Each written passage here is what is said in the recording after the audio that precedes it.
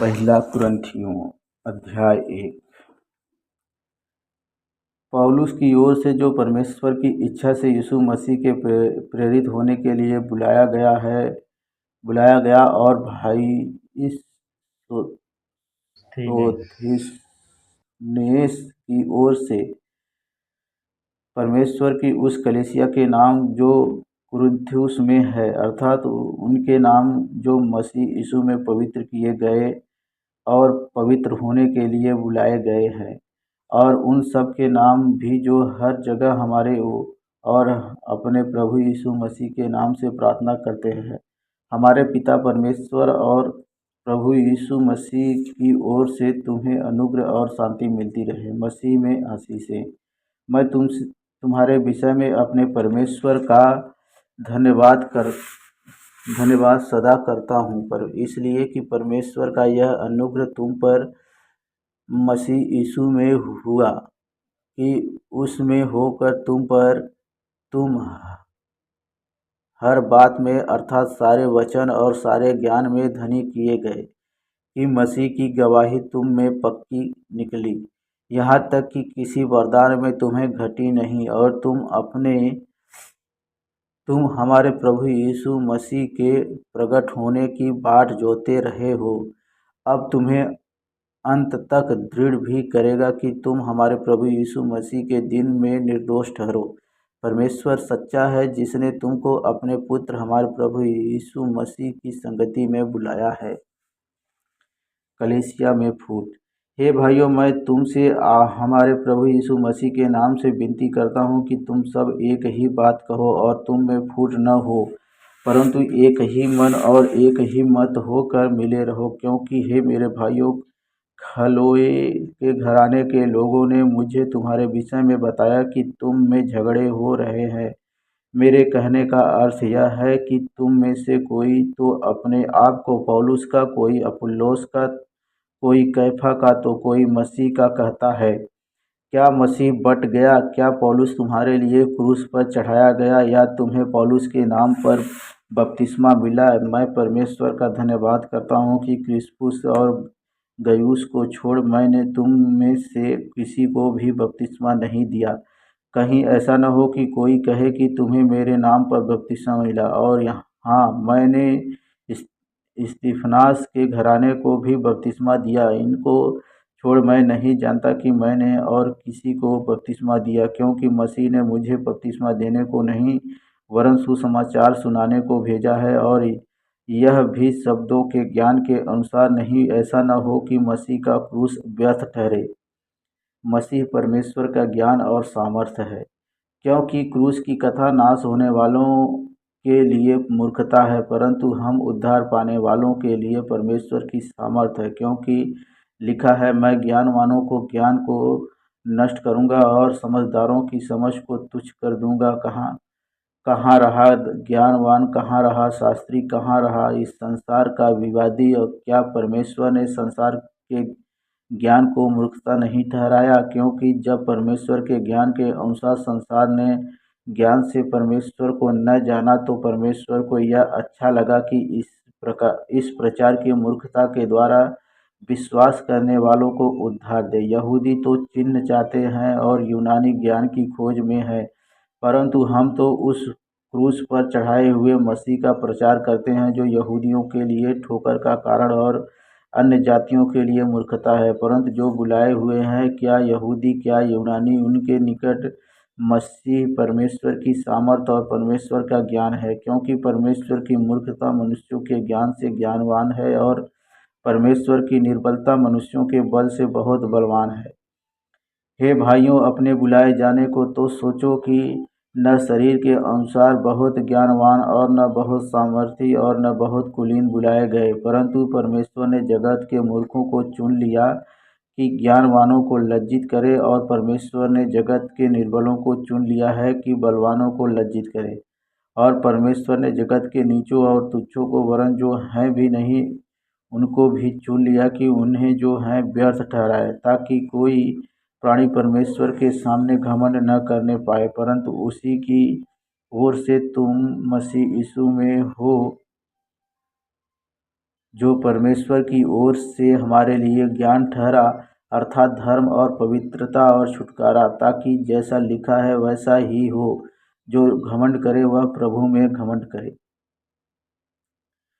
क्रूसित मसीह के विषय संदेश, दूसरा अध्याय। हे भाइयों, जब मैं परमेश्वर का भेद भेद सुनाता हुआ तुम्हारे पास आया तो शब्दों या ज्ञान की उत्तमता के साथ नहीं आया, क्योंकि मैंने यह ठान लिया था कि तुम्हारे बीच यीशु मसीह वरन क्रूस पर चढ़ाए हुए मसीह को छोड़ और किसी बात को न जानूं। मैं निर्बलता और भय के साथ और बहुत थरथराता हुआ तुम्हारे साथ रहा, और मेरे वचन और मेरे प्रचार में ज्ञान की लुभाने वाली बातें नहीं, परंतु आत्मा और सामर्थ का प्रमाण था, इसलिए कि तुम्हारा विश्वास मनुष्यों के ज्ञान पर नहीं परंतु परमेश्वर की सामर्थ पर निर्भर हो। परमेश्वर का ज्ञान। फिर भी सिद्ध लोगों में हम ज्ञान सुनाते हैं, परंतु इस संसार का और इस संसार के नाम नाश होने वाले हाकिमों का ज्ञान नहीं, परंतु हम परमेश्वर का वह गुप्त ज्ञान भेद की रीति पर बताते हैं, जिसे परमेश्वर ने सनातन से हमारी महिमा के लिए ठहराया, जिसे इस संसार के हाकिमों में से किसी ने नहीं जाना, क्योंकि यदि वे जानते तो तेजोमय प्रभु को क्रूस पर न चढ़ाते। परंतु जैसा लिखा है, जो बातें आँख ने नहीं देखी और कान ने नहीं सुनी, और जो बातें मनुष्य के चित्त में नहीं चढ़ी, वे ही जो परमेश्वर ने अपने प्रेम रखने वालों के लिए तैयार की है, परंतु परमेश्वर ने उनको अपने आत्मा के द्वारा हम पर प्रकट किया, क्योंकि आत्मा सब बातें वरन परमेश्वर की गूढ़ बातें भी जांचता है। मनुष्यों में से कौन किसी मनुष्य की बातें जानता है? केवल मनुष्य की आत्मा जो उसमें है। वैसे ही परमेश्वर की बातें भी जो कोई नहीं जानता, केवल परमेश्वर का आत्मा।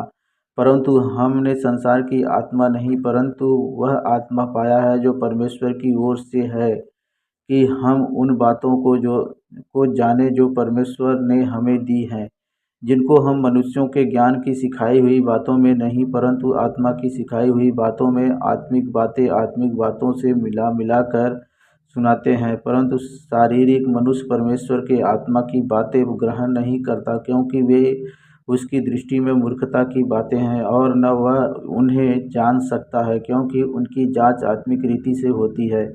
आत्मिक जन सब कुछ जांचता है, परंतु वह आप किसी से जांचा नहीं जाता, क्योंकि प्रभु का मन किसने जाना है कि उसे सिखाए, परंतु हम में मसीह का मन है। कलीसिया में गुटबंदी की भर्त्सना, तीसरा अध्याय।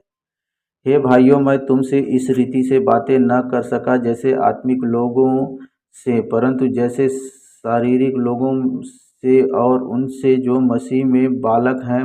मैंने तुम्हें दूध पिलाया, अन्न न खिलाया, क्योंकि तुम उसको नहीं खा सकते थे, वरन अब तक भी नहीं खा सकते, क्योंकि अब तक शारीरिक हो, इसलिए कि जब तुम में डाह और झगड़ा है तो क्या तुम शारीरिक नहीं और क्या मनुष्य की रीति पर नहीं चलते? क्योंकि जब एक कहता है मैं पौलुस का हूँ और दूसरा मैं अपुल्लोस का हूँ, तो क्या तुम मनुष्य नहीं? अपुल्लोस क्या है और पौलुस क्या है? केवल सेवक जिसके द्वारा तुमने विश्वास किया, जैसा हर एक को प्रभु ने दिया। मैंने लगाया, अपुल्लोस ने सींचा, परंतु परमेश्वर ने बढ़ाया। इसलिए न तो लगाने वाला कुछ है और न सींचने वाला, परंतु परमेश्वर ही सब कुछ है जो बढ़ाने वाला है। लगाने वाला और सींचने वाला दोनों एक हैं, परंतु हर एक व्यक्ति अपने ही परिश्रम के अनुसार अपनी ही मजदूरी पाएगा, क्योंकि हम परमेश्वर के सहकर्मी हैं। तुम परमेश्वर की खेती और परमेश्वर की रचना हो। परमेश्वर के उस अनुग्रह के अनुसार जो मुझे दिया गया है, मैंने बुद्धिमान राजमिस्त्री के समान नींव डाली और दूसरा उस पर रद्दा रखता है। परंतु हर एक मनुष्य चौकस रहे कि वह उस पर कैसा रद्दा रखता है, क्योंकि उस नींव को छोड़ जो पड़ी है और वह यीशु मसीह है, कोई दूसरी नींव नहीं डाल सकता। यदि कोई इस नींव पर सोना या चांदी या बहुमूल्य पत्थर या काठ या घास या फूस या रद्दा रखे, तो हर एक का काम प्रकट हो जाएगा, क्योंकि वह दिन उसे बताएगा, इसलिए कि आग के साथ प्रकट होगा और वह आग हर एक का काम परखेगी कि कैसा है।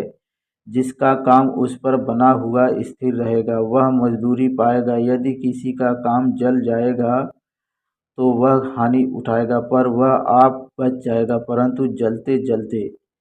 क्या तुम नहीं जानते कि तुम परमेश्वर का मंदिर हो और परमेश्वर का आत्मा तुम में वास करता है? यदि कोई परमेश्वर के मंदिर को नष्ट करेगा तो परमेश्वर उसे नष्ट करेगा, क्योंकि परमेश्वर का मंदिर पवित्र है और वह तुम हो। कोई अपने आप को धोखा न दे।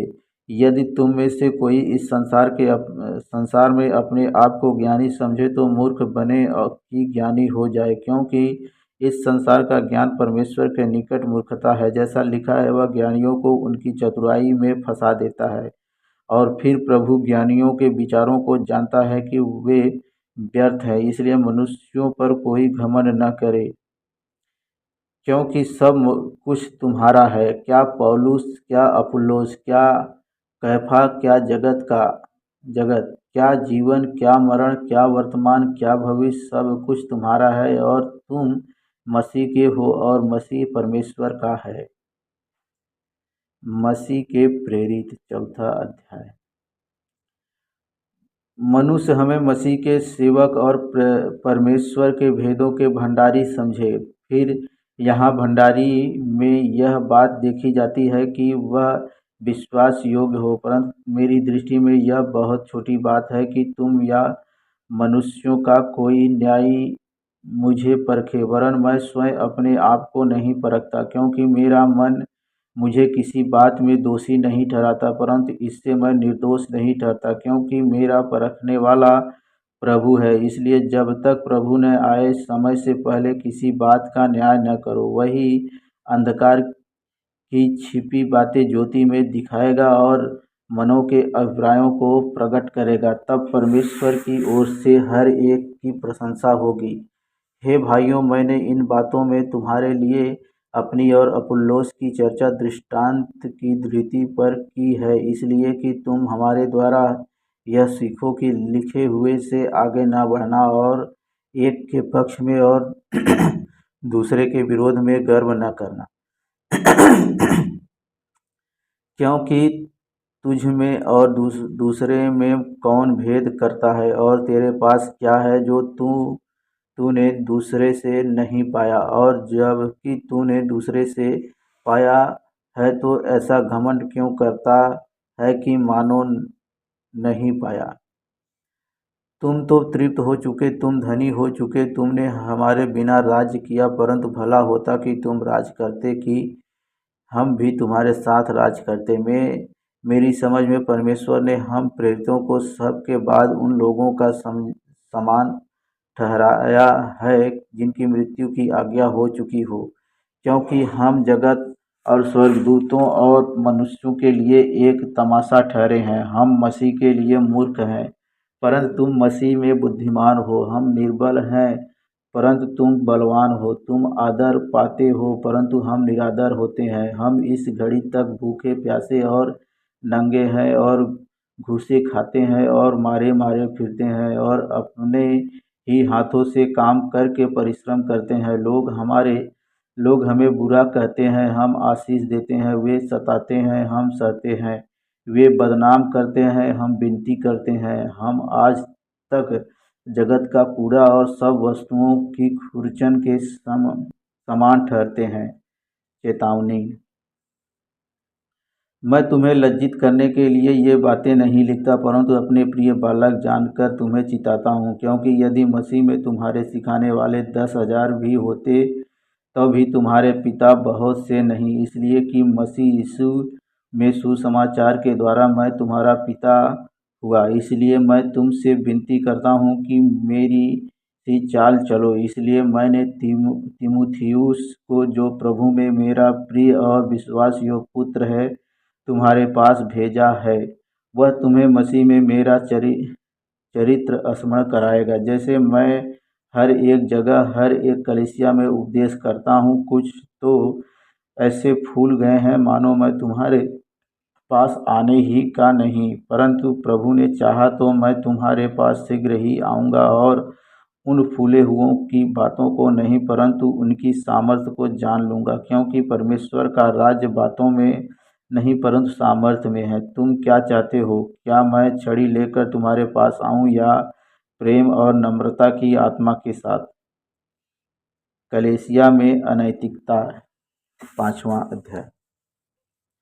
यहाँ तक सुनने में आता है कि तुम में व्यभिचार होता है, वरन ऐसा व्यभिचार जो अन्य जातियों में भी नहीं होता कि एक मनुष्य अपने पिता की पत्नी को रखता है, और तुम शोक तो नहीं करते जिससे ऐसा काम करने वाला तुम्हारे बीच में से निकाला जाता, परंतु घमंड करते हो। मैं तो शरीर के भाव से दूर था, परंतु आत्मा के भाव से तुम्हारे साथ होकर मानव उपस्थिति की दशा में ऐसे काम करने वाले के विषय में यह आज्ञा दे चुका हूँ कि जब तुम और मेरी आत्मा हमारे प्रभु यीशु की सामर्थ्य के साथ इकट्ठे हो, तो ऐसा मनुष्य हमारे प्रभु यीशु के नाम से शरीर के विनाश के लिए शैतान को सौंपा जाए, ताकि उसकी आत्मा प्रभु यीशु के दिन में उद्धार पाए।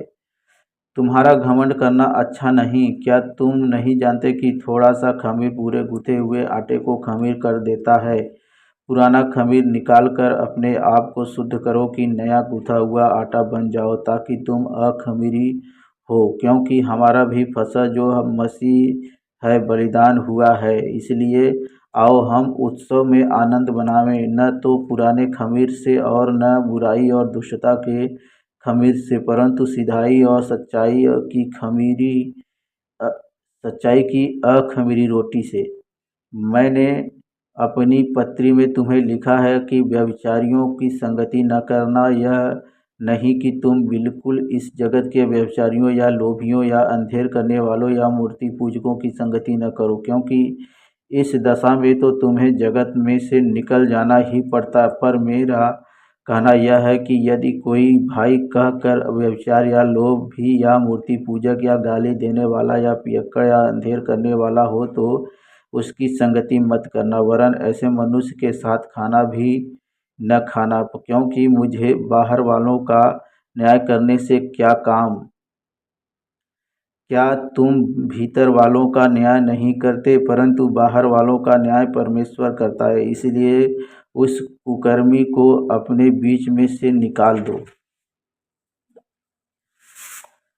मसीहियों में मुकदमेबाजी, 6वां अध्याय। क्या तुम में से किसी को यह हियाव है कि जब दूसरे के साथ झगड़ा हो तो फैसले के लिए अधर्मियों के पास जाए और पवित्र लोगों के पास न जाए? क्या तुम नहीं जानते कि पवित्र लोग जगत का न्याय करेंगे? इसलिए जब तुम्हें जगत का न्याय करना है, तो क्या तुम छोटे से छोटे झगड़ों का भी निर्णय करने के योग्य नहीं? क्या तुम नहीं जानते कि हम स्वर्गदूतों का न्याय करेंगे?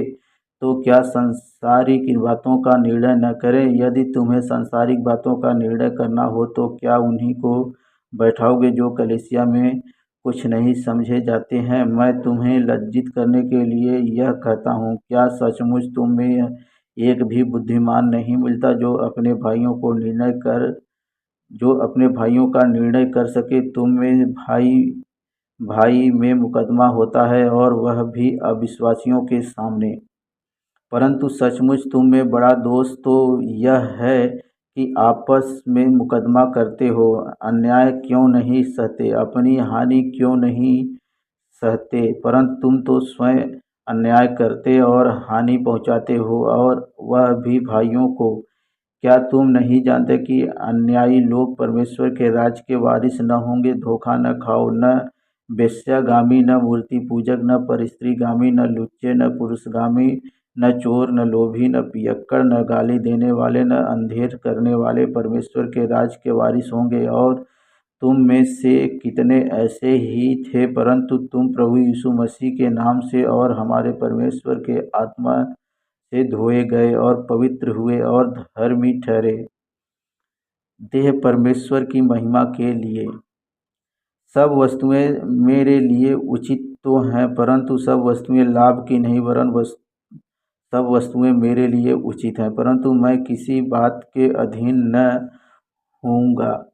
भोजन पेट के लिए और पेट भोजन के लिए है, परंतु परमेश्वर इसको और उसको दोनों को नष्ट करेगा। परंतु देह व्यभिचार के लिए नहीं, वरन प्रभु के लिए है, और प्रभु देह के लिए है।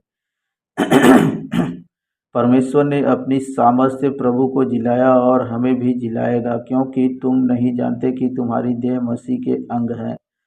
तो क्या मैं मसीह के अंग लेकर उन्हें वेश्या के अंग बनाऊं? कदापि नहीं। क्या तुम नहीं जानते कि जो कोई वेश्या से संगति करता है वह उसके साथ एक तन हो जाता है, क्योंकि लिखा वे दोनों एक तन होंगे। और जो प्रभु की संगति में रहता है वह उसके साथ एक आत्मा हो जाता है। व्यभिचार से बचे रहो। जितने अन्य पाप मनुष्य करता है वे देह के बाहर है, परंतु व्यभिचार करने वाला अपनी ही देह के विरुद्ध पाप करता है।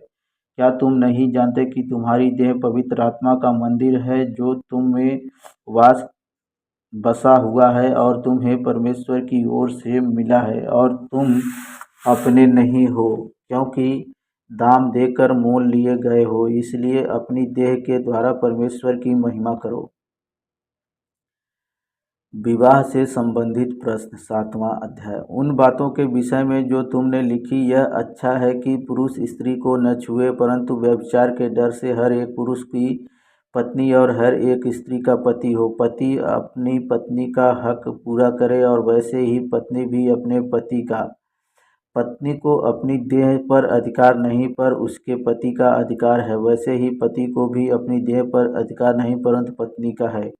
तुम एक दूसरे से अलग रहो, परंतु केवल कुछ समय तक आपस की सम्मति से की प्रार्थना के लिए अवकाश मिले, और फिर एक साथ रहो। ऐसा न हो कि तुम्हारे असंयम के कारण शैतान तुम्हें परखे। परंतु मैं जो यह कहता हूँ वह अनुमति है, न कि आज्ञा। मैं यह चाहता हूँ कि जैसा मैं हूँ वैसे ही सब मनुष्य हों, परंतु हर एक को परमेश्वर की ओर से विशेष विशेष वरदान मिले हैं। किसी किसी को किसी प्रकार का और किसी को किसी और प्रकार का। परंतु मैं अविवाहितों और विधवाओं के विषय में कहता हूँ कि उनके लिए ऐसा ही रहना अच्छा है जैसा मैं हूँ।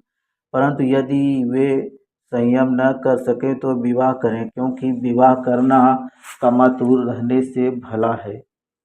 जिनका विवाह हो गया है उनको मैं नहीं, वरन प्रभु आज्ञा देता है कि पत्नी अपने पति से अलग न हो, और यदि अलग भी हो जाए तो बिन दूसरा विवाह किए रहे, या अपने पति से फिर मेल कर ले। और न पति अपनी पत्नी को छोड़े। दूसरे से प्रभु नहीं, परंतु मैं ही कहता हूँ। यदि किसी भाई की पत्नी विश्वास न रखती हो और उसके साथ रहने से प्रसन्न हो, तो वह उसे न छोड़े। जिस स्त्री का पति विश्वास न रखता हो और उसके साथ रहने से प्रसन्न हो, वह पति को न छोड़े, क्योंकि ऐसा पति जो विश्वास न रखता हो वह पत्नी के कारण पवित्र ठहरता है, और ऐसा पत्नी जो विश्वास नहीं रखती पति के कारण पवित्र ठहरती है। नहीं तो तुम्हारे बाल बच्चे अशुद्ध होते, परंतु अब तो पवित्र है। परंतु जो पुरुष विश्वास नहीं रखता, यदि वह अलग हो तो अलग होने दो। ऐसी दशा में कोई भाई या बहन बंधन में नहीं, परमेश्वर ने हमें मेल मिलाप के लिए बुलाया है। क्योंकि हे स्त्री, तू क्या जानती है कि तू अपने पति का उद्धार करा लेगी, और हे पुरुष, तू क्या जानता है कि तू अपनी पत्नी का उद्धार करा लेगा। परमेश्वर की बुलाहट के अनुसार चलो। जैसा प्रभु ने हर एक को बांटा है, और जैसा परमेश्वर ने हर एक को बुलाया है, वैसा ही वह चले। मैं सब कलीसियाओं में ऐसा ही ठहराता हूँ। जो खतना किया हुआ बुलाया गया हो वह खतना रहित न बने, जो खतना रहित बुलाया गया हो वह खतना न कराए। न खतना कुछ है और न खतना रहित, परंतु परमेश्वर की आज्ञाओं को मानना ही सब कुछ है। हर एक जन जिस दशा में बुलाया गया हो उसी में रहे। यदि तुम दास की दशा में बुलाए गए हो तो चिंता न कर, परंतु यदि तू स्वतंत्र हो सके तो ऐसा ही काम कर। क्योंकि जो दास की दशा में प्रभु में बुलाया गया है वह प्रभु का स्वतंत्र किया हुआ है। वैसे ही जो स्वतंत्रता की दशा में बुलाया गया है वह मसीह का दास है। तुम दाम देकर मोल लिए गए हो कि मनुष्यों के दास न बनो। हे भाइयों, जो कोई जिस दशा में बुलाया गया हो वह उसी दशा में परमेश्वर के साथ रहे। अविवाहित और विधवाएं। कुँवारियों के विषय में प्रभु की कोई आज्ञा मुझे नहीं मिली, परंतु विश्वास योग्य होने के लिए जैसी दया प्रभु ने मुझ पर की है उसी के अनुसार सम्मति देता हूँ। मेरी समझ में यह अच्छा है कि आजकल क्लेश के कारण मनुष्य जैसा है वैसा ही रहे। यदि तेरे पत्नी है तो उससे अलग होने का यत्न न कर, और यदि तेरे पत्नी नहीं तो पत्नी की खोज न कर, परंतु यदि तू विवाह भी करे तो पाप नहीं, और यदि कुंवारी ब्याही जाए तो कोई पाप नहीं, परंतु ऐसों को शारीरिक दुख होगा और मैं बचाना चाहता हूँ। हे भाइयों, मैं यह कहता हूँ कि समय कम किया गया है, इसलिए चाहिए कि जिनकी पत्नी हो वे ऐसे हों मानो उनके पत्नी नहीं, और रोने वाले ऐसे हों मानो रोते नहीं, और आनंद करने वाले ऐसे हों मानो आनंद नहीं करते, और मोल लेने वाले ऐसे हों मानो उनके पास कुछ है ही नहीं, और इस संसार के साथ व्यवहार करने वाले ऐसे हों कि संसार ही के न हो ले, क्योंकि इस संसार की रीति और व्यवहार बदलते जाते हैं। अतः मैं यह चाहता हूँ कि तुम्हें चिंता न हो। अविवाहित पुरुष प्रभु की बातों की चिंता में रहता है कि प्रभु को कैसे प्रसन्न रखें, परंतु विवाहित मनुष्य संसार की बातों की चिंता में रहता है कि अपनी पत्नी को किस रीति से प्रसन्न रखे। विवाहित और अविवाहित में भी भेद है। अविवाहित प्रभु की चिंता में रहती है कि वह देह और आत्मा दोनों में पवित्र हो, परंतु विवाहित संसार की चिंता में रहती है कि अपने पति को प्रसन्न रखे। मैं यह बात तुम्हारे ही लाभ के लिए कहता हूँ, न कि तुम्हें फंसाने के लिए, वरन इसलिए कि जैसा शोभा देता है वैसा ही किया जाए कि तुम एक चित्त होकर प्रभु की सेवा में लगे रहो। यदि कोई यह समझे कि मैं अपनी उस कुंवारी का हक मार रहा हूँ जिसकी जवानी ढल रही है और आवश्यकता भी हो, तो जैसा चाहे वैसा करे, इसमें पाप नहीं, वह उसका विवाह होने दे। परंतु जो मन में दृढ़ रहता है और उसको आवश्यकता न हो वरन अपनी इच्छा पर अधिकार रखता हो, और अपने मन में यह बात ठान ली हो कि वह अपनी कुंवारी लड़की को अविवाहित रखेगा, वह अच्छा करता है। इसलिए जो अपनी कुंवारी का विवाह कर देता है वह अच्छा करता है, और जो विवाह नहीं कर देता वह और भी अच्छा करता है। जब तक किसी स्त्री का पति जीवित रहता है तब तक वह उससे बंधी हुई है, परंतु यदि उसका पति मर जाए तो जिससे चाहे विवाह कर सकती है, परंतु केवल प्रभु में। परंतु जैसी है यदि वैसा ही रहे तो मेरे विचार से और भी धन्य है, और मैं समझता हूँ कि परमेश्वर का आत्मा मुझ में भी है। मूर्तियों को चढ़ाया गया भोजन। 8वां अध्याय। अब मूर्तियों के सामने बलि की हुई वस्तुओं के विषय में हम जानते हैं कि हम सब को ज्ञान है। ज्ञान घमंड उत्पन्न करता है, परंतु प्रेम से उन्नति होती है। यदि कोई समझे कि मैं कुछ जानता हूँ तो जैसा जानना चाहिए वैसा अब तक नहीं जानता, परंतु यदि कोई परमेश्वर से प्रेम रखता है तो परमेश्वर उसे पहचानता है। अतः मूर्तियों के सामने बलि की हुई वस्तुओं के खाने के विषय में हम जानते हैं कि मूर्ति जगत में कोई वस्तु नहीं और एक को छोड़ और कोई परमेश्वर नहीं। यद्यपि आकाश में और पृथ्वी पर बहुत से को ईश्वर कहलाते हैं, जैसा कि बहुत से ईश्वर और बहुत से प्रभु हैं, तब भी हमारे लिए तो एक ही परमेश्वर है, अर्थात पिता, जिसकी ओर से सब वस्तुएं हैं और हम उसी के लिए हैं, और एक ही प्रभु है अर्थात यीशु मसीह, जिसके द्वारा सब वस्तुएं हुई हैं और हम भी उसी के द्वारा हैं। पर सबको यह ज्ञान नहीं, परंतु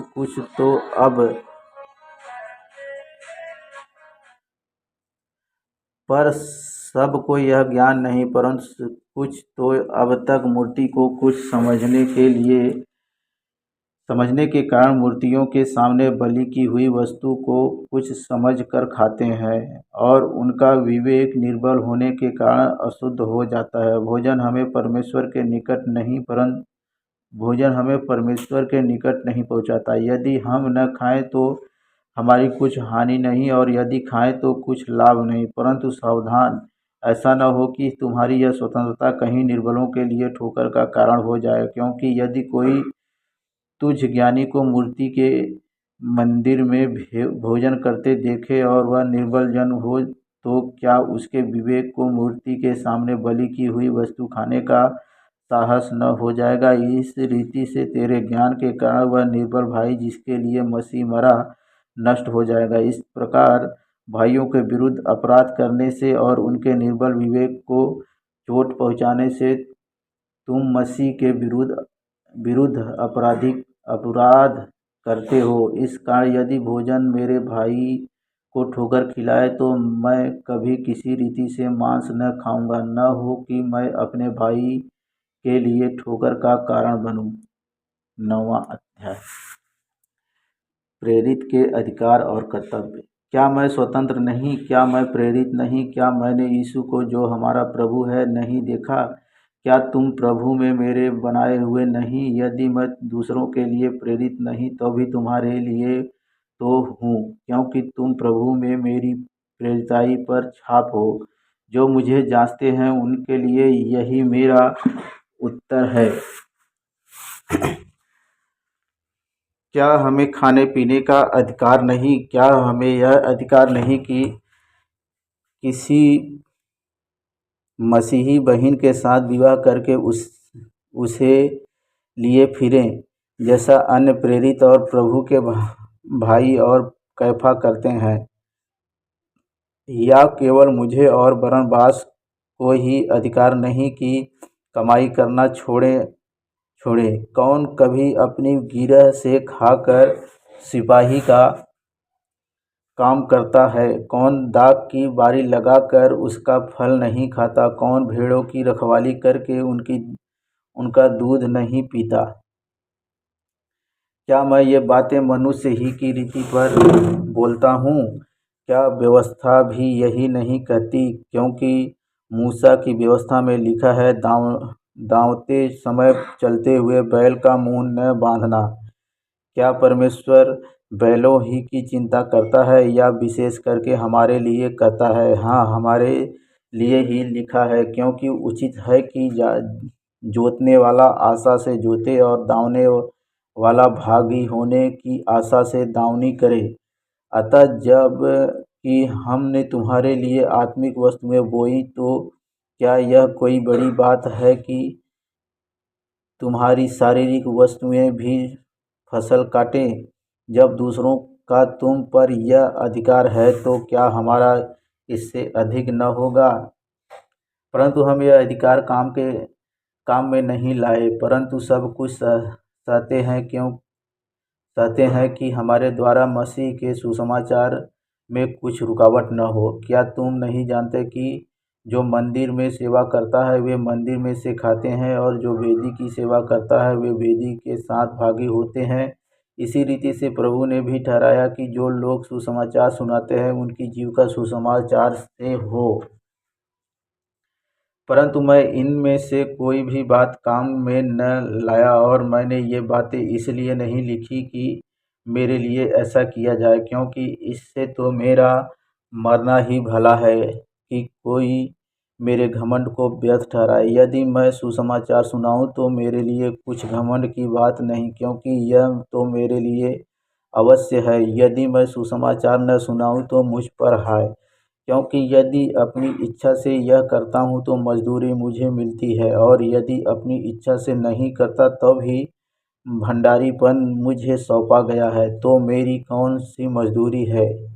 यह कि सुसमाचार सुनाने में मैं मसीह का सुसमाचार श्वेत कर दूं, यहाँ तक कि सुसमाचार में जो मेरा अधिकार है उसको भी मैं पूरी रीति से काम में न लाऊं, क्योंकि सबसे स्वतंत्र होने पर भी मैंने अपने आप को सबका दास बना दिया है कि अधिक लोगों को खींच लाऊं। मैं यहूदियों के लिए यहूदी बना कि यहूदियों को खींच लाऊं, और जो लोग व्यवस्था के अधीन हैं उनके लिए मैं व्यवस्था के अधीन न होने पर भी व्यवस्था के अधीन बना कि उन्हें जो व्यवस्था के अधीन है खींच लाऊं। व्यवस्थाहीनों के लिए मैं जो परमेश्वर की व्यवस्था से हीन नहीं परंतु मसीह की व्यवस्था के अधीन हूँ, व्यवस्थाहीन सा बना कि व्यवस्थाहीनों को खींच लाऊं। मैं निर्बलों के लिए निर्बल सा बना कि निर्बलों को खींच लाऊं। मैं सब मनुष्यों के लिए सब कुछ बना कि किसी न किसी रीति से कई एक का उद्धार कराऊं। मैं यह सब कुछ सुसमाचार के लिए करता हूँ, और औरों के साथ उसका भागी हो जाऊं मसीही दौड़। क्या तुम नहीं जानते कि दौड़ में तो दौड़ते सब ही हैं परंतु इनाम एक ही ले जाता है। तुम वैसे ही दौड़ो कि जीतो। हर एक पहलवान सब प्रकार का संयम करता है। वे तो एक मुरझाने वाले मुकुट को पाने के लिए यह सब करते हैं, परंतु हम तो उस मुकुट के लिए करते हैं जो मुरझाने का नहीं। इसलिए मैं तो इसी रीति से दौड़ता हूँ, परंतु लक्ष्यहीन नहीं। मैं भी इसी रीति से मुक्कों को लड़ता हूँ, परंतु उसके समान नहीं जो हवा पीटता हुआ लड़ता है, परंतु मैं अपनी देह को मारता कूटता और बस में लाता हूँ, ऐसा न हो कि औरों को प्रचार करके मैं आप ही किसी रीति से निकम्मा ठहरूं। इसराइल के इतिहास से चेतावनी। 10वां अध्याय। हे भाइयों, मैं नहीं चाहता कि तुम इस बात से अनजान रहो कि हमारे सब बाप दादे बादल के नीचे थे और सब के सब समुद्र के बीच से पार हो गए, और सब ने बादल में और समुद्र में मूसा का बपतिस्मा लिया, और सब ने एक ही आत्मिक भोजन किया, और सब ने एक ही आत्मिक जल पिया, क्योंकि वे उस आत्मिक चट्टान से पीते थे जो उनके साथ साथ चलती थी, और वह चट्टान मसीह था। परंतु परमेश्वर उनमें से बहुतों से प्रसन्न न हुआ, इसलिए वे जंगल में ढेर हो गए। ये बातें हमारे लिए दृष्टांत ठहरी कि जैसे उन्होंने लालच किया वैसे ही हम बुरी वस्तुओं का लालच न करें, और न तुम मूर्ति पूजक बनो जैसे कि उनमें से कितने बन गए थे। जैसा लिखा है, लोग खाने पीने बैठे और खेलने कूदने उठे, और न हम व्यभिचार करें, और उनमें से कितनों ने किया, और एक दिन में 23,000 मर गए। हम प्रभु के परखें और न हम प्रभु को परखें जैसा उनमें से कितनों ने किया और सांपों के द्वारा नष्ट किए गए। और न तुम कुड़कुड़ाओ जिस रीति से उनमें से कितने कुड़कुड़ाए और नष्ट करने वाले के द्वारा नष्ट किए गए, परंतु ये सब बातें जो उन पर पड़ी दृष्टांत की रीति पर थी, और वे हमारी चेतावनी के लिए जो जगत के अंतिम समय में रहते हैं लिखी गई है। इसलिए जो समझता है मैं स्थिर हूँ, वह चौकस रहे कि कहीं गिर न पड़े। तुम किसी ऐसी परीक्षा में नहीं पड़े जो मनुष्य के सहने से बाहर है। परमेश्वर सच्चा है और वह तुम्हें सामर्थ्य से बाहर परीक्षा में न पड़ने देगा, वरन परीक्षा के साथ निकास भी करेगा कि तुम सह सको। मूर्ति पूजा के विरुद्ध चेतावनी। इस कारण हे मेरे प्रियो, मूर्ति पूजा से बचे रहो। मैं बुद्धिमान जानकर तुमसे कहता हूँ, जो मैं कहता हूँ उसे तुम परखो। वह धन्यवाद का कटोरा जिस पर हम धन्यवाद करते हैं, क्या मसीह के लहू की सहभागिता नहीं, वरन रोटी जिसे हम तोड़ते हैं, क्या वह मसीह की देह की सहभागिता नहीं? इसलिए कि एक ही रोटी है तो हम भी जो बहुत हैं एक देह हैं, क्योंकि हम सब उसी एक रोटी में भागी होते हैं। जो शरीर के भाव से इस्राएली हैं उनको देखो, क्या बलिदानों के खाने वाले वेदी के सहभागी नहीं? फिर मैं क्या कहता हूँ, क्या यह कि मूर्ति पर चढ़ाया गया बलिदान कुछ है या मूर्ति कुछ है? नहीं, वरन यह कि अन्य जाति को बलिदान करते हैं। अन्य जाति जो बलिदान करते हैं वे परमेश्वर के लिए नहीं परंतु दुष्ट आत्माओं के लिए बलिदान करते हैं, और मैं नहीं चाहता कि तुम दुष्ट आत्माओं के सहभागी हो। तुम प्रभु के कटोरे और दुष्ट आत्माओं के कटोरे दोनों में से नहीं पी सकते। तुम प्रभु की मेज और दुष्ट आत्माओं की मेज दोनों के सहभागी नहीं हो सकते, क्योंकि क्या हम प्रभु को क्रोध दिलाते हैं? क्या हम उससे शक्तिमान हैं? सब कुछ परमेश्वर की महिमा के लिए। सब वस्तुएं मेरे लिए उचित तो हैं, परंतु सब लाभ की नहीं। सब वस्तुएं मेरे लिए उचित तो हैं, परंतु सब वस्तुओं से उन्नति नहीं। कोई अपनी ही भलाई को नहीं वरन दूसरों की भलाई को ढूंढे। जो कुछ कसाईयों के यहाँ बिकता है वह खाओ, और विवेक के कारण कुछ न पूछो, क्योंकि पृथ्वी और उसकी भरपूरी प्रभु की है। यदि अविश्वासियों में से कोई तुम्हें न्योता दे और तुम जाना चाहो तो जो कुछ तुम्हारे सामने रखा जाए वही खाओ, और विवेक के कारण कुछ न पूछो। परंतु यदि कोई तुमसे कहे यह तो मूर्ति के बलि की हुई वस्तु है, तो उसी बताने वाले के कारण और विवेक के कारण न खाओ। मेरा मतलब तेरा विवेक नहीं, परंतु उस दूसरे का। भला मेरी स्वतंत्रता दूसरे के विचार से क्यों परखी जाए? यदि मैं धन्यवाद करके साझी होता हूँ तो जिस पर मैं धन्यवाद करता हूँ उसके कारण मेरी बदनामी क्यों होती है?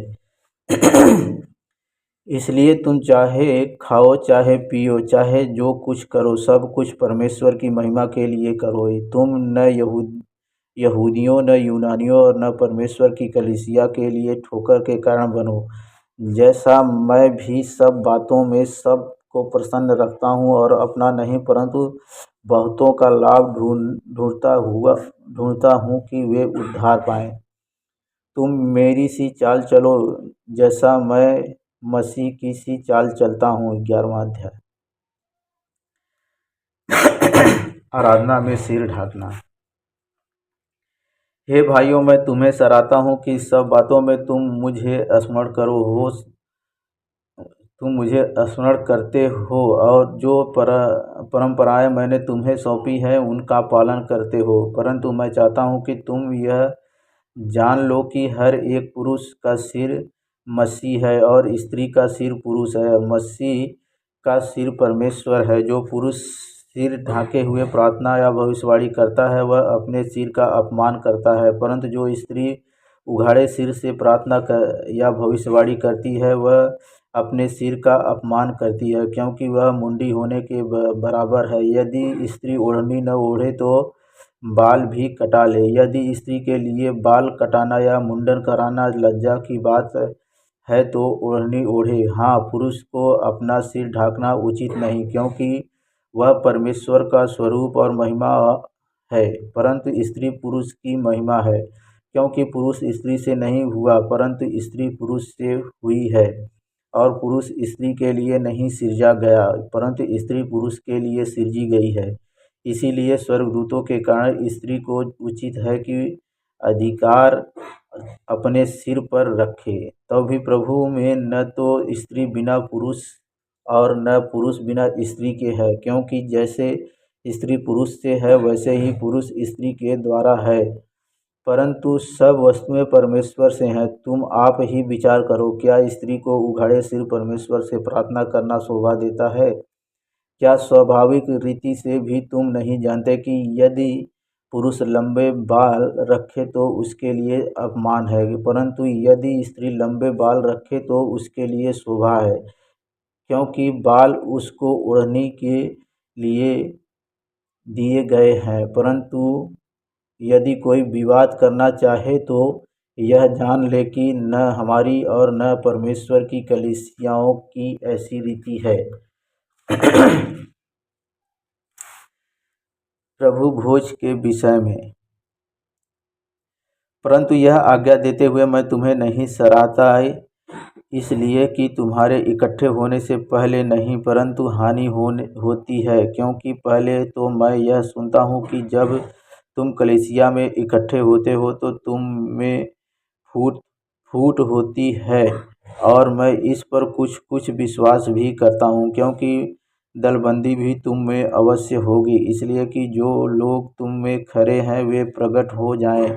अतः तुम जो एक जगह में इकट्ठे होते हो तो यह प्रभु भोज खाने के लिए नहीं, क्योंकि खाने के समय एक दूसरे से पहले अपना भोज खा लेता है। इस प्रकार कोई तो भूखा रहता है और कोई मतवाला हो जाता है। क्या खाने पीने के लिए तुम्हारे घर नहीं, या परमेश्वर की कलीसिया को तुच्छ जानते हो, और जिनके पास नहीं है उन्हें लज्जित करते हो। मैं तुमसे क्या कहूँ? क्या इस बात में तुम्हारी प्रशंसा करूँ? नहीं, मैं प्रशंसा नहीं करता, क्योंकि यह बात मुझे प्रभु से पहुँची और मैंने तुम्हें भी पहुँचा दी कि प्रभु यीशु ने जिस रात वह पकड़वाया गया, रोटी ली और धन्यवाद करके उसे तोड़ी और कहा, यह मेरी देह है जो तुम्हारे लिए है, मेरे स्मरण के लिए यही किया करो।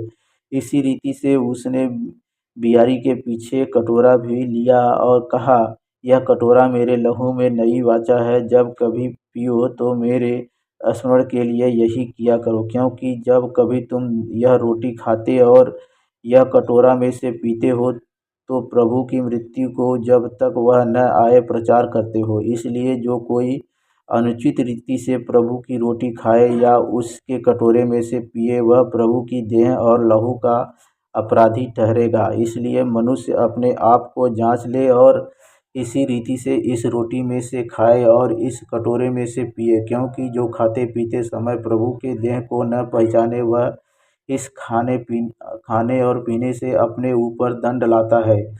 इसी कारण तुम में बहुत से निर्बल और रोगी हैं और बहुत से सो भी गए। यदि हम अपने आप को जांचते तो दंड न पाते, परंतु प्रभु हमें दंड देकर हमारी ताड़ना करता है, इसलिए कि हम संसार के साथ दोषी न ठहरें। इसलिए हे मेरे भाइयों, जब तुम खाने के लिए इकट्ठे होते हो तो एक दूसरे के लिए ठहरा करो। यदि कोई भूखा हो तो अपने घर में खा ले, जिससे तुम्हारा इकट्ठा होना दंड का कारण न हो। शेष बातों को मैं आकर ठीक करूँगा। आत्मिक वरदान 12वां अध्याय। हे भाइयों, मैं नहीं चाहता कि तुम पहला कुरिन्थियों 12 अध्याय। आत्मिक वरदान। हे भाइयों, मैं नहीं चाहता कि तुम आत्मिक वरदानों के विषय में अनजान रहो। तुम जानते हो कि जब तुम अन्य जाति थे तो गूंगी मूर्तियों के पीछे जैसे चलाए चलते थे वैसे चलते थे।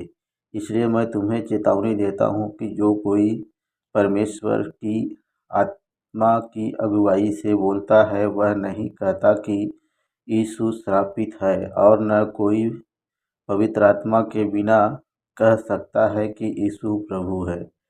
वरदान तो कई प्रकार के हैं, परंतु आत्मा एक ही है, और सेवा भी कई प्रकार की है, परंतु प्रभु एक ही है। और प्रभावशाली कार्य कई प्रकार के हैं, परंतु परमेश्वर एक ही है, जो सब में हर प्रकार का प्रभाव उत्पन्न करता है, किंतु सबके लाभ पहुँचाने के लिए हर एक को आत्मा का प्रकाश दिया जाता है। क्योंकि एक को आत्मा के द्वारा बुद्धि की बातें दी जाती है और दूसरे को उसी आत्मा के अनुसार ज्ञान की बातें। किसी को उसी आत्मा से विश्वास और किसी को उसी एक आत्मा से चंगा करने का वरदान दिया जाता है।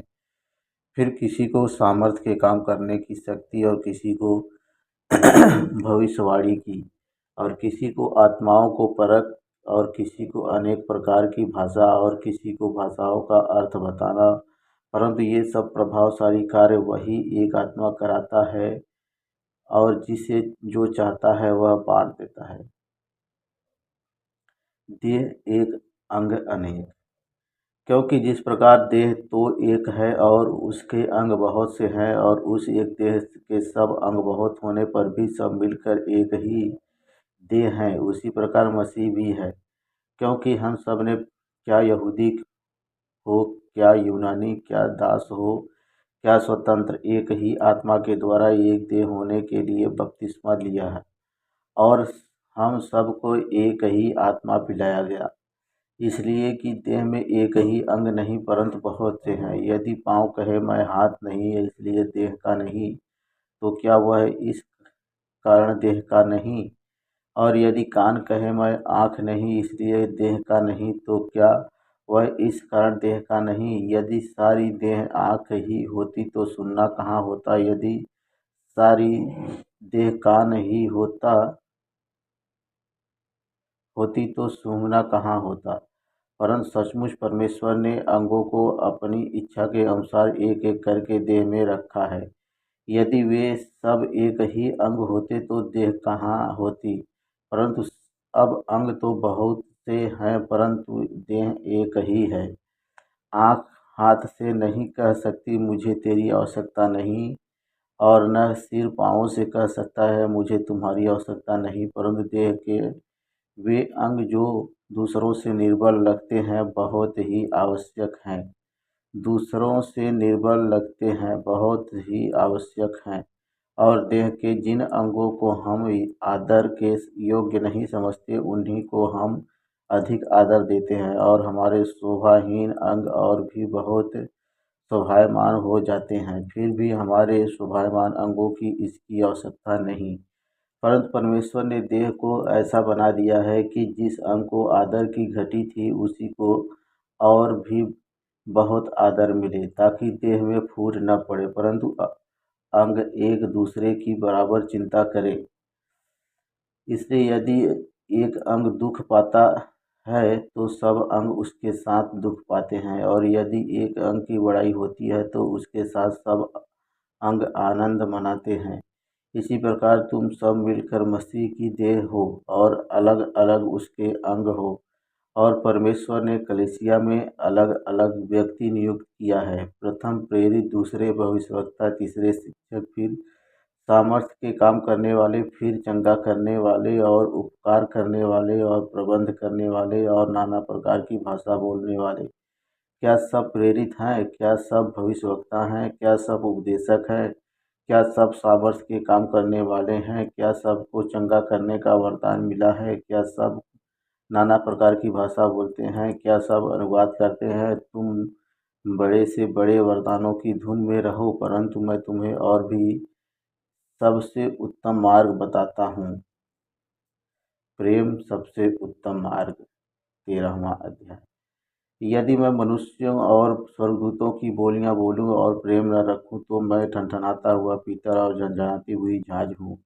और यदि मैं भविष्यवाणी कर सकूं और सब भेदों और सब प्रकार के ज्ञान को समझूं, और मुझे यहाँ तक पूरा विश्वास हो कि मैं पहाड़ों को हटा दूं, परंतु प्रेम न रखूं तो मैं कुछ भी नहीं। यदि मैं अपनी संपूर्ण संपत्ति कंगालों को खिला दूं या अपनी देह जलाने के लिए दे दूं और प्रेम न रखूं तो मुझे कुछ भी लाभ नहीं। प्रेम धीरजवंत है और कृपालु है और डाह नहीं करता। प्रेम डाह नहीं करता। प्रेम अपनी बड़ाई नहीं करता और फूलता नहीं। वह अनरीति नहीं चलता। वह अपनी भलाई नहीं चाहता, झुंझलाता नहीं, बुरा नहीं मानता, कुकर्म से आनंदित नहीं होता, परंतु सत्य से आनंदित होता है। वह सब बातें सह लेता है, सब बातों की प्रतीति करता है, सब बातों की आशा रखता है, सब बातों में धीरज धरता है। प्रेम कभी टलता नहीं। भविष्यवाणियाँ हो तो समाप्त हो जाएंगी, भाषाएं हो तो जाती रहेंगी, ज्ञान हो तो मिट जाएगा, क्योंकि हमारा ज्ञान अधूरा है और हमारी भविष्यवाणी अधूरी है। परंतु जब सर्वसिद्ध आएगा तो अधूरा मिट जाएगा। जब मैं बालक था तो मैं बालकों के समान बोलता था, बालकों का सा मन था, बालकों की सी समझ थी, परंतु जब सियाना हो गया तो बालकों की बातें छोड़ दी। अभी हमें दर्पण में धुंधला सा दिखाई देता है, परंतु उस समय आमने सामने देखेंगे। उस समय मेरा ज्ञान अधूरा है, परंतु उस समय ऐसी पूरी रीति से पहचानूंगा जैसा मैं पहचाना गया हूँ। पर अब विश्वास, आशा, प्रेम से ये तीनों अस्थाई है, पर इनमें सबसे बड़ा प्रेम है। भविष्यवाणी और अन्य अन्य भाषाएं। 14वां अध्याय। प्रेम का अनुकरण करो और आत्मिक वरदानों की भी धुन में रहो, विशेष करके यह कि भविष्यवाणी करो, क्योंकि जो अन्य भाषा में बातें करता है वह मनुष्यों से नहीं परंतु परमेश्वर से बातें करता है, इसलिए उसकी बातें कोई नहीं समझता, क्योंकि वह भेद की बातें आत्मा में होकर बोलता है। परंतु जो भविष्यवाणी करता है वह मनुष्यों से उन्नति और उपदेश और शांति की बातें करता है। जो अन्य भाषा में बातें करता है वह अपनी ही उन्नति करता है, परंतु जो भविष्यवाणी करता है वह कलीसिया की उन्नति करता है। मैं चाहता हूँ कि तुम सब अन्य भाषाओं में बातें करो, परंतु इससे अधिक यह चाहता हूँ कि भविष्यवाणी करो, क्योंकि यदि अन्य भाषाएं बोलने वाला कलीसिया की उन्नति के लिए अनुवाद न करे तो भविष्यवाणी करने वाला उससे बढ़कर है। इसलिए हे भाइयों, यदि मैं तुम्हारे पास आकर अन्य भाषाओं में बातें करूं और प्रकाश का या ज्ञान या भविष्यवाणी या उपदेश की बातें तुमसे न कहूं तो मुझसे तुम्हें क्या लाभ होगा। इसी प्रकार यदि निर्जीव वस्तुएं भी जिनसे ध्वनि निकलती हैं, जैसे बांसुरी या बीन, यदि उनके स्वरों में भेद न हो तो जो फूंका या बजाया जाता है वह कैसे पहचाना जाएगा। और यदि तुरही का शब्द साफ न हो तो कौन लड़ाई के लिए तैयारी करेगा। ऐसे ही तुम भी यदि जीभ से साफ साफ बातें न कहो तो जो कुछ कहा जाता है वह कैसे समझा जाएगा। तुम तो हवा से बातें करने वाले ठहरोगे। जगत में कितने ही प्रकार की भाषाएं क्यों न हो, परंतु उनमें से कोई भी बिना अर्थ की न होगी। इसलिए यदि मैं किसी भाषा का अर्थ न समझूं तो बोलने वाले की दृष्टि में परदेशी ठहरूंगा और बोलने वाला मेरी दृष्टि में परदेशी ठहरेगा। इसलिए तुम भी जब आत्मिक वरदानों की धुन में हो तो ऐसा प्रयत्न करो कि तुम्हारे वरदानों की उन्नति से कलीसिया की उन्नति हो। इस कारण जो अन्य भाषा बोले वह प्रार्थना करे कि उसका अनुवाद भी कर सके। इसलिए यदि मैं अन्य भाषा में प्रार्थना करूं तो मेरी आत्मा प्रार्थना करती है, परंतु मेरी बुद्धि काम नहीं देती। अतः क्या करना चाहिए? मैं आत्मा से भी प्रार्थना करूंगा और बुद्धि से भी प्रार्थना करूंगा। मैं आत्मा से गाऊंगा और बुद्धि से भी गाऊंगा। नहीं तो यदि तू आत्मा ही से धन्यवाद करेगा तो फिर अज्ञानी तेरी तेरे धन्यवाद पर आमीन कैसे कहेंगे, क्योंकि वह तो नहीं जानता कि तू क्या कहता है। तू तो भली भांति धन्यवाद करता है, परंतु दूसरे की उन्नति नहीं होती। मैं अपने परमेश्वर का धन्यवाद करता हूँ कि मैं तुमसे अधिक अन्य भाषाओं में बोलता हूँ, परंतु कलीसिया में अन्य भाषा में 10,000 बातें कहने से यह मुझे और भी अच्छा जान पड़ता है कि दूसरों को सिखाने के लिए बुद्धि से 5 ही बातें कहूँ। हे भाइयों, तुम समझ में बालक न बनो, बुराई में तो बालक रहो, परंतु समझ में सियाने बनो। व्यवस्था में लिखा है कि प्रभु कहता है, मैं अपरिचित भाषा बोलने वाले के द्वारा और पराये मुख के द्वारा इन लोगों से बातें करूंगा, तभी वे मेरी न सुनेंगे। इसलिए अन्य भाषाएं विश्वासियों के लिए नहीं परंतु अविश्वासियों के लिए चिन्ह है, और भविष्यवाणी अविश्वासियों के लिए नहीं परंतु विश्वासियों के लिए चिन्ह है। अतः यदि कलीसिया एक जगह इकट्ठी हो और सब के सब अन्य भाषाएं बोले और बाहर वाले या अविश्वासी लोग भीतर आ जाएं तो क्या वे तुम्हें पागल न कहेंगे? परंतु यदि सब भविष्यवाणी करने लगे और कोई अविश्वासी या बाहर वाला मनुष्य भीतर आ जाए तो सब उसे दोषी ठहरा देंगे और परख लेंगे और उसके मन के भेद प्रकट हो जाएंगे। और तब वह मुंह के बल गिरकर परमेश्वर को दंडवत करेगा और मान लेगा कि सचमुच परमेश्वर तुम्हारे बीच में है। उपासना में अनुशासन। इसलिए हे भाइयों, क्या करना चाहिए? जब तुम इकट्ठे होते हो तो हर एक के हृदय में भजन या उपदेश या अन्य भाषा या प्रकाश या अन्य भाषा का अर्थ बताना रहता है। सब कुछ आत्मिक उन्नति के लिए होना चाहिए। यदि अन्य भाषा में बातें करनी हो तो 2 या बहुत हो तो 3 या बारी बारी से बोले और एक व्यक्ति अनुवाद करे। परंतु यदि अनुवाद करने वाला न हो तो अन्य भाषा बोलने वाला कलीसिया में शांत रहे और अपने मन से और परमेश्वर से बातें करे। भविष्यवक्ताओं में से 2 या 3 बोले और शेष लोग उनके वचन को परखे। परंतु यदि दूसरे पर जो बैठा है कुछ ईश्वरीय प्रकाश हो तो पहला चुप हो जाए, क्योंकि तुम सब एक एक करके भविष्यवाणी कर सकते हो ताकि सब सीखें और सब शांति पाएं।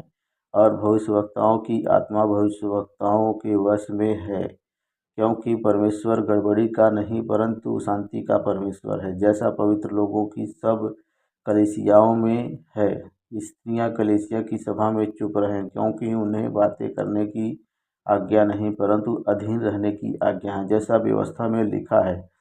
यदि वे कुछ सिखाना चाहें तो घर में अपने अपने पति से पूछें, क्योंकि स्त्री का कलीसिया में बातें करना लज्जा की बात है।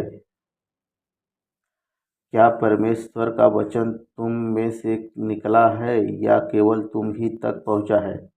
यदि कोई मनुष्य अपने आप को भविष्यवक्ता या आत्मिक जन समझे तो यह जान ले कि जो बातें मैं तुम्हें लिखता हूँ वे प्रभु की आज्ञाएं हैं। परंतु यदि कोई यह न माने तो उसको भी न माने। अतः हे भाइयों, भविष्यवाणी करने की धुन में रहो और अन्य भाषा बोलने से मना न करो, पर सारी बातें शालीनता और व्यवस्थित रूप से की जाएं। मसीह का पुनरुत्थान। 15वां अध्याय। हे भाइयों, अब मैं तुम्हें वही सुसमाचार बताता हूँ जो पहले सुना चुका हूँ, जिसे तुमने अंगीकार भी किया था और जिसमें तुम स्थिर हो, उसी के द्वारा तुम्हारा उद्धार भी होता है। यदि उस सुसमाचार को जो मैंने तुम्हें सुनाया था स्मरण रखते हो, नहीं तो तुम्हारा विश्वास करना व्यर्थ हुआ। इसी कारण मैंने सबसे पहले तुम्हें वही बात पहुंचा दी जो मुझे पहुंची थी, कि पवित्र शास्त्र के वचन के अनुसार यीशु मसीह हमारे पापों के लिए मर गया और गाड़ा गया और पवित्र शास्त्र के अनुसार तीसरे दिन जी भी उठा और कैफा को सब 12 को दिखाई दिया। फिर वह 500 से अधिक भाइयों को एक साथ दिखाई दिया, जिनमें से बहुत से अब तक जीवित हैं पर कुछ सो गए। फिर वह याकूब को दिखाई दिया, तब सब प्रेरितों को दिखाई दिया। सबके बाद मुझको भी दिखाई दिया, जो मानो अधूरे दिनों का जन्मा हूँ, क्योंकि मैं प्रेरितों में सबसे छोटा हूँ, वरन प्रेरित कहलाने के योग भी नहीं, क्योंकि मैंने परमेश्वर की कलीसिया को सताया था। परंतु मैं जो कुछ भी हूँ परमेश्वर के अनुग्रह से हूँ। उसका अनुग्रह जो मुझ पर हुआ वह व्यर्थ नहीं हुआ, परंतु मैंने उन सब से बढ़कर परिश्रम भी किया। तब भी यह मेरी ओर से नहीं हुआ, परंतु परमेश्वर के अनुग्रह से जो मुझ पर था। इसलिए चाहे मैं हूँ चाहे वे हों, हम यही प्रचार करते हैं और इसी पर तुमने विश्वास भी किया, हमारा पुनरुत्थान। इसलिए जबकि मसीह का यह प्रचार किया जाता है कि वह मरे हुओं में से जी उठा, तो तुम में से कितने कैसे कहते हैं कि मरे हुओं का पुनरुत्थान है ही नहीं। यदि मरे हुओं का पुनरुत्थान है ही नहीं तो मसीह भी नहीं जी उठा, और यदि मसीह नहीं जी उठा तो हमारा प्रचार करना भी व्यर्थ है और तुम्हारा विश्वास भी व्यर्थ है। वरन हम परमेश्वर के झूठे गवाह ठहरे, क्योंकि हमने परमेश्वर के विषय में यह गवाही दी कि उसने मसीह को जिला दिया। यद्यपि नहीं जिलाया, यदि मरे हुए नहीं जी उठते और यदि मुर्दे नहीं जी उठते तो मसीह भी नहीं जी उठा, और यदि मसीह नहीं जी उठा तो तुम्हारा विश्वास व्यर्थ है और तुम अब तक अपने पापों में फंसे हो। वरन जो मसीह में सो गए हैं वे भी नष्ट हुए। यदि हम केवल इसी जीवन में मसीह से आशा रखते हैं तो हम सब मनुष्यों से अधिक अभागे हैं। परंतु सचमुच मसीह मुर्दों में से जी उठा है, और जो सो गए हैं उनमें वह पहला फल हुआ, क्योंकि जब मनुष्य के द्वारा मृत्यु आई तो मनुष्य ही के द्वारा मरे हुओं का पुनरुत्थान भी आया। और जैसे आदम में सब मरते हैं वैसे ही मसीह में सब जिलाए जाएंगे, परंतु हर एक अपनी अपनी बारी से पहला फल मसीह, फिर मसीह के आने पर उसके लोग, इसके बाद अंत होगा। उस समय वह सारी प्रधानता और सारा अधिकार और सामर्थ्य का अंत करके राज्य को परमेश्वर पिता के हाथ में सौंप देगा, क्योंकि जब तक वह अपने बैरियों को अपने पांव तले न ले आए तब तक उसका राज करना अवश्य है। सबसे अंतिम बैरी जो नष्ट किया जाएगा वह मृत्यु है, क्योंकि परमेश्वर ने सब कुछ उसके पांवों के तले कर दिया है। परंतु जब वह कहता है कि सब कुछ उसके अधीन कर दिया गया है, तो प्रत्यक्ष है कि जिसने सब कुछ उसके अधीन कर दिया वह आप अलग रहा। और जब सब कुछ उसके अधीन हो जाएगा तो पुत्र आप भी उसके अधीन हो जाएगा, जिसने सब कुछ उसके अधीन कर दिया, ताकि सब में परमेश्वर ही सब कुछ हो। नहीं तो जो लोग मरे हुओं के लिए बपतिस्मा लेते हैं वे क्या करेंगे? यदि मुर्दे जी उठते ही नहीं तो फिर क्यों उनके लिए बपतिस्मा लेते हैं? और हम भी क्यों हर घड़ी जोखिम में पड़े रहते हैं? हे भाइयों, मुझे उस घमंड की शपथ जो हमारे मसीह यीशु में मैं तुम्हारे विषय में करता हूँ कि मैं प्रतिदिन मरता हूँ। यदि मैं मनुष्य की रीति पर इफिसुस में वन पशुओं से लड़ा तो मुझे क्या लाभ हुआ? यदि मुर्दे जिलाए नहीं जाएंगे तो आओ खाएं पिएं, क्योंकि कल तो मर ही जाएंगे। धोखा न खाना। बुरी संगति अच्छे चरित्र को बिगाड़ देती है। धर्म के लिए जाग उठो और पाप न करो, क्योंकि कुछ ऐसे हैं जो परमेश्वर को नहीं जानते। मैं तुम्हें लज्जित करने के लिए नहीं यह कहता हूँ। पुनरुत्थान की देह। अब कोई यह कहेगा, मुर्दे किस रीति से जी उठते हैं और कैसी देह के साथ आते हैं? हे निर्बुद्धि, जो कुछ तू बोता है जब तक वह न मरे जिलाया नहीं जाता, और जो तू बोता है यह वह देह नहीं जो उत्पन्न होने वाली है, परंतु निरा दाना है, चाहे गेहूं का चाहे किसी और अनाज का। परंतु परमेश्वर अपनी इच्छा के अनुसार उसको देह देता है, और हर एक बीज को उसकी विशेष देह। सब शरीर एक समान नहीं, मनुष्यों का शरीर और है, पशुओं का शरीर और है, पक्षियों का शरीर और है, मछलियों का शरीर और है, स्वर्गीय देह है और पार्थिव देह भी है। परंतु स्वर्गीय देहों का तेज और है और पार्थिव का और। सूर्य का तेज और है, चाँद का तेज और है, और तारागणों का तेज और है, क्योंकि एक तारे से दूसरे तारे के तेज में अंतर है। मुर्दों का जी उठना भी ऐसा ही है। शरीर नाशवान दशा में बोया जाता है और अविनाशी रूप में जी उठता है।